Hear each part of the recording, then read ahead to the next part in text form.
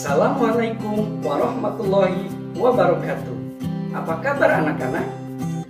Perkenalkan, Bapak Miftahul Ulum dari UPTD SDN 1 Waringin Sari, Kecamatan Langensari, Kota Banjar. Sebelum melaksanakan kegiatan pembelajaran, jangan lupa ya untuk selalu menerapkan protokol kesehatan, memakai masker, menjaga jarak, dan mencuci tangan sebelum dan sesudah melaksanakan kegiatan. Anak-anak kelas 4, kali ini kita akan mempelajari tema 1, indahnya kebersamaan. Subtema 3, bersyukur atas keberagaman, pembelajaran ketiga. Potensi dasar yang harus kalian miliki muatan pelajaran IPA yaitu membandingkan siklus hidup beberapa jenis makhluk hidup. Muatan pelajaran bahasa Indonesia yaitu menggali informasi dari seorang tokoh melalui wawancara menggunakan daftar pertanyaan. Tujuan pembelajaran yang pertama, melalui kegiatan mengamati hidup kupu-kupu dan belalang, siswa mampu membuat kesimpulan tentang hidup makhluk hidup yang berbeda dengan tepat. Tujuan pembelajaran yang kedua, dengan melakukan wawancara, siswa dapat mengetahui keberagaman di rumah dan sekitarnya. Mari kita amati gambar berikut ini. Kalian telah mempelajari tentang daur hidup kelinci, daur hidup kucing, dan daur hidup ayam. Bagaimanakah mereka berkembang biak? Kelinci berkembang biak dengan cara melahirkan atau beranak. Begitupun dengan kucing. Kucing berkembang biak dengan cara melahirkan dan atau beranak. Sedangkan ayam berkembang biak dengan cara bertelur. Kelinci, kucing, dan ayam anak-anaknya sudah seperti bentuk induknya, hanya bentuknya saja yang masih kecil. Mereka tumbuh, semakin hari semakin besar. Setelah besar, kemudian berkembang biak lagi. Seperti itu seterusnya. Itulah daur hidup kelinci, kucing, dan ayam. Bagaimana dengan hewan-hewan lainnya? Apakah semuanya sama dengan mereka? Yuk kita lanjutkan. Mari kita tebak. Telur apakah ini? Yo, kalian amati. Kira-kira telur apakah ini? Ya betul. Ini adalah telur kupu-kupu. Setelah menjadi telur, telur kupu-kupu berubah menjadi ulat. Nah, cantik bukan ulatnya? Ini merupakan ulat kupu-kupu. Ya, tentu jenis kupu-kupu yang berbeda, warna ulatnya pun berbeda. Setelah dari ulat, kemudian berubah lagi menjadi kepompong. Ya, ulat menetap di satu tempat yang mereka anggap aman, kemudian mendiamkan diri, berpuasa, kemudian menjadi kepompong. Setelah sekian lama, kepompong ini akan berubah lagi menjadi apa? Betul, kupu-kupu. Mulai dari kupu-kupu kecil berubah, berkembang menjadi kupu-kupu besar. Nah, itulah daur hidup pada kupu-kupu. Mulai dari telur, bentuknya bulat seperti itu. Kemudian ulat berubah menjadi kepompong. Setelah dari kepompong berubah menjadi kupu-kupu kecil dan menjadi kupu-kupu dewasa. Setelah menjadi kupu-kupu dewasa, kupu-kupu ini sudah mampu lagi berkembang biak. Begitu seterusnya. Karena setiap perkembangannya berubah bentuk, daur hidup kupu-kupu ini disebut dengan metamorfosis sempurna. Apa itu metamorfosis sempurna? Dilansir dari Biologi Direct Joy, metamorfosis sempurna atau holometabolos berasal dari bahasa Yunani. Holo yang berarti lengkap atau utuh, kata meta yang berarti perubahan, dan bole yang berarti melempar. Sehingga holometabolos berarti berubah seutuhnya. Jadi setiap tahapannya berubah bentuknya. Makanya kupu-kupu ini disebut dengan metamorfosis sempurna. Mari kita amati lingkungan di sekitar kita. Kira-kira hewan apa lagi ya yang melakukan metamorfosis sempurna? Nah, berikutnya adalah daur hidup belalang. Menurut kalian, apakah belalang ini melakukan metamorfosis sempurna? Mari kita amati bersama. Belalang mulai dari telur, kemudian menjadi nimfa, kemudian menjadi belalang dewasa.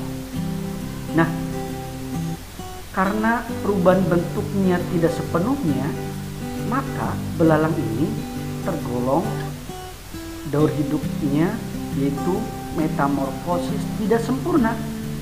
Apa itu metamorfosis tidak sempurna?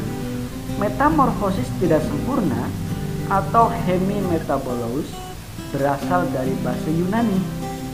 Hemi yang berarti setengah, sehingga hemimetabolos berarti berubah setengahnya. Mari kita amati lagi hewan-hewan di sekitar kita. Kira-kira hewan apa lagi ya yang mengalami metamorfosis tidak sempurna? Kalian boleh juga bertanya kepada kakak, ayah bunda kalian, atau orang-orang terdekat di sekitar kalian. Bagaimana?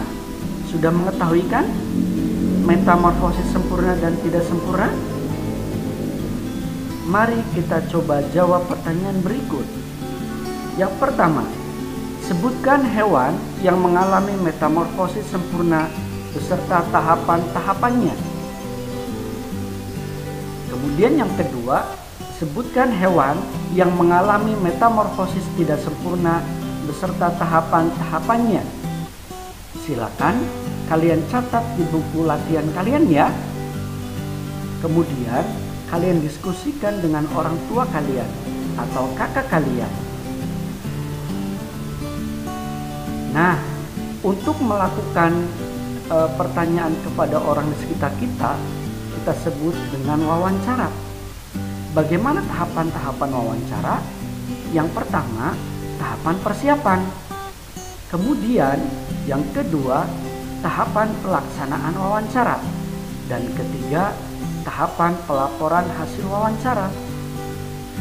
Apa saja tahapan persiapan wawancara? Yang pertama, membuat daftar pertanyaan untuk wawancara. Bagaimana cara membuat pertanyaan? Kalian harus mengetahui dulu kata tanya.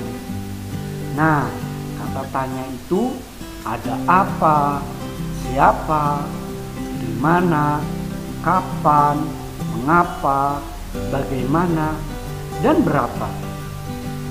Sudah tahu kan fungsi masing-masing kata tanya ini? Mari kita perjelas.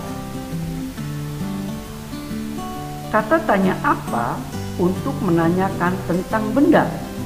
Contohnya, apa yang Anda lakukan untuk melestarikan lingkungan di sekitar tempat tinggal Anda? Kemudian, kata tanya bagaimana untuk menanyakan tentang cara. Contohnya, bagaimana tahapan kegiatan yang Anda lakukan untuk melestarikan lingkungan? Berikutnya, kata tanya mengapa. Kata tanya mengapa menanyakan tentang sebab. Contohnya, mengapa kita harus menjaga kelestarian lingkungan? Keempat, kata tanya siapa. Kata tanya siapa berfungsi untuk menanyakan orang atau subjek. Contoh kalimat tanya yang menggunakan kata tanya siapa adalah siapa yang bertanggung jawab untuk menjaga kelestarian lingkungan. Kata tanya berikutnya yaitu berapa. Kata tanya berapa berfungsi untuk menanyakan jumlah bilangan. Contoh kalimat tanya yang menggunakan kata tanya berapa. Berapa jumlah suku bangsa yang ada di Indonesia? Selanjutnya, kata tanya di mana. Kata tanya di mana berfungsi untuk menanyakan tempat. Contoh kalimat tanya yang menggunakan kata tanya di mana adalah di mana tempat tinggal hidup kupu-kupu dan belalang. Dan berikutnya adalah kata tanya kapan. Kata tanya kapan menanyakan tentang waktu. Contoh kalimat tanya yang menggunakan kata tanya kapan yaitu kapan kita harus melakukan pelestarian lingkungan. Nah, itulah contoh-contoh kata tanya dan kalimat tanya untuk melakukan sebuah wawancara. Setelah kalian membuat daftar kalimat tanya, tahapan berikutnya yaitu tahapan pelaksanaan wawancara. Bagaimanakah tahapan pelaksanaan wawancara ini? Yang pertama, perkenalkanlah diri sekaligus kemukakan maksud dan tujuan wawancara kalian. Kemudian, ajukanlah pertanyaan secara sistematis, jelas, dan singkat. Yang ketiga, sampaikan pertanyaan-pertanyaan dengan ramah sehingga dapat menciptakan suasana akrab dengan orang yang diwawancarai. Dan yang keempat, akhiri kegiatan wawancara dengan kesan yang baik dan menyenangkan. Pewawancara hendaknya menyatakan ucapan terima kasih.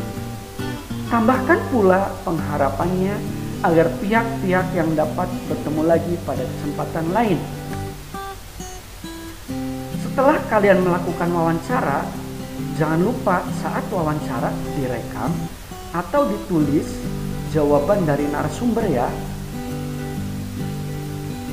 Untuk selanjutnya yaitu menulis laporan hasil wawancara. Nah, inilah contoh format laporan hasil wawancara. Mudah bukan?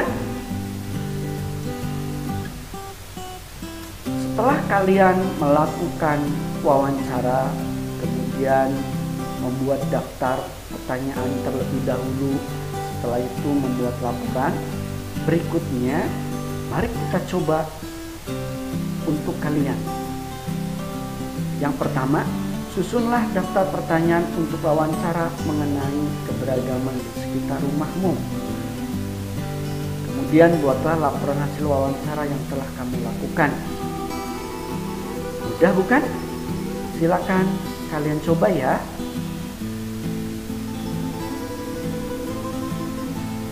Hari ini kita telah mempelajari yang pertama, daur hidup pada kupu-kupu. Ya, kupu-kupu memiliki daur hidup dengan cara metamorfosis sempurna karena setiap tahapan hidupnya berubah secara utuh. Kemudian daur hidup pada belalang. Belalang melakukan metamorfosis tidak sempurna karena hanya sebagiannya saja yang melakukan perubahan. Setelah itu, kita juga hari ini telah mempelajari tahapan-tahapan wawancara, yaitu tahapan persiapan wawancara, tahapan pelaksanaan wawancara, dan tahapan pelaporan hasil wawancara. Itulah pembelajaran yang telah kita lakukan pada hari ini. Nah, itulah materi pembahasan pada pertemuan kali ini. Mudah-mudahan kalian semua mampu memahami dan menerapkan dalam kehidupan sehari-hari ya. Jangan lupa like, subscribe, dan komen. Terima kasih telah menonton video pembelajaran ini. Sampai jumpa pada video-video pembelajaran berikutnya. Wassalamualaikum warahmatullahi wabarakatuh.